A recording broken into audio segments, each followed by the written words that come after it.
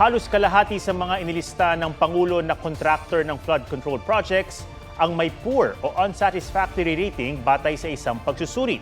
Sabi ng DPWH, istrikto ang kanilang bidding process na tinawag namang moro-moro ni Baguio City Mayor Benjamin Magalong.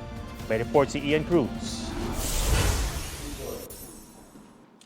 Sa 15 contractors na pinangalanan ni Pangulong Bongbong Marcos itong Lunes, nakita ng GMA Integrated News Research na 6 ang binigyan ng poor o kaya unsatisfactory rating sa Contractors Performance Evaluation System o CPES base sa 9 na government projects na kanilang ginawa. Ginawa ang pagsusuri ng Construction Industry Authority of the Philippines para sa mga proyekto mula July 2015 hanggang June 2025. Alinsunod sa Government Procurement Policy Board, blacklisted sa paglahok sa alinmang proyekto ng gobyerno ang mga kontraktor na may poor o unsatisfactory rating. DPWH ang implementing agency ng mga flood control project. Yung bidding process is a very structured process. It's an open competitive bidding po. Scrutinize naman sa legal, technical, and financial status of every bidder. Pero sabi ni Baguio City Mayor Benji Magalong, kalimitan, moro-moro ang bidding. May mga paboritong construction company raw ang mga politiko, iyong mga mabilis daw magbigay ng kickback. Ayon daw mismo sa mga nakausap niyang kontratista, sa 100% na project cost, 25% umano ang ibibigay sa Committee on Appropriations ng Kongreso, 5 to 10% para sa kongresista na kung tawagin ay parking fee o pass-through, 3% sa Bids and Awards Committee ng DPWH, at may 3% din ang mga lumahok sa moro-moro na bidding. Kung 12% ang kita ng construction company, 30% na lang umano ang matitira para sa mismong flood control project. Ang kwento nga dyan among the contractors, sabi niya, kung sino pa ang di pumipirma sa dokumento, siya pa ang may pinakamalaking porsyento.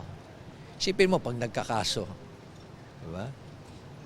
Sinong kakasuhan? Yung mga nakapirma sa dokumento, sa kontrata, DPWH, at yung contractor. Pero yung pinakamalaking mga porsyento, ito yung mga politiko. Anong sabi? Paano sila masasabi? Handang mag-volunteer si Magalong para imbestigahan ang flood control projects at tiyak daw babaha ng ebidensya. Pero para sa Malacanang, hindi na kailangan ng iba pang mamumuno sa investigasyon. May nailatag na raw na mekanismo ang Pangulo. Kung ano man po ang meron siya, kung ito po ay kumpleto, maaari niya po ito maisumiti agad-agad sa ating Pangulo. Kabilang sa listahan ng Pangulo, ang Centerways Construction and Development Incorporated. Ang presidente ng kumpanya, si Lawrence Lubiano, na pinakamalaking donor ni Senate President Cheese Escudero noong 2022 elections. Matagal ko ng kaibigan at kakilala siya at tumutulong talaga sa amin. Mula pa, nung hindi pa iso to. At tubong sorsogon talaga siya. Sabi ng COMELEC, posibleng imbestigahan nila ang campaign donations ng mga government contractor, lalo't pinagbabawal ito ng Omnibus Election Code. Nasa Section 95 kasi, paragraph letter C ng Omnibus Election Code, yung mga prohibited na magbigay ng donation, contribution sa mga kandidato or sa political parties. At kung hindi tayo nagkakamali, na-mention doon yung may mga kontrata, serbisyo sa pamahalaan o kaya mga may public works na contract sa pamahalaan. As to ano yung interpretasyon niyan, hindi ko muna mabibigay sa inyo sapagkat may posibilidad kasi na may dahil nga sa mainit-mainitang issue, may mag-file ng mga kaso sa amin sa komisyon. Sinusubukan pa ng GMA Integrated News sa makuhang panig ni Escudero. Ian Cruz nagbabalita para sa GMA Integrated News. Huwag magpahuli sa mga balitang dapat niyong malaman. Mag-subscribe na sa GMA Integrated News sa YouTube.